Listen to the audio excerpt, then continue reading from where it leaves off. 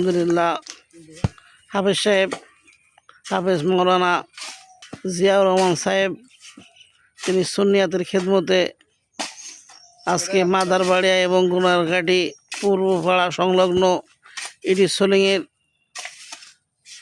সংস্কারের কার্পেটিংয়ের কাজ করে সৎকায়ে জারিয়া হিসাবে কাজ করার জন্য তিনি নিজ উদ্যোগে তার এই কাজ করতেছেন।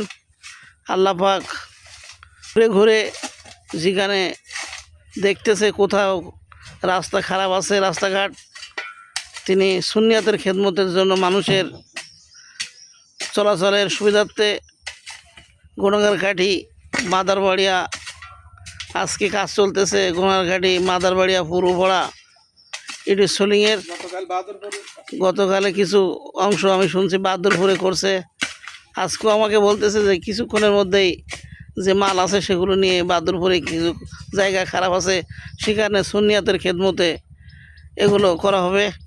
আল্লাহ পাক হুজুরের নেক হায়াতের দান করুক। দেশ ও দশের যেন কোরআন এবং হাদিস দিয়ে খেদমত করছে, শুধু তাই না, তিনি মানুষের দেখা যাচ্ছে সুবিধার জন্য, যিনি মানুষের উপকারের জন্য তাদের পাশে ছুটে যান। এখানে কোনো স্বার্থ নাই, দুনিয়ার কোনো স্বার্থ নাই, আখিরাতে নাজাতের ওসিলায়।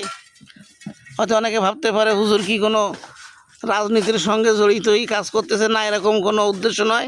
একটাই উদ্দেশ্য, সুন্নিয়াতের উদ্দেশ্যে দেশ ও দশের খেদমত করা।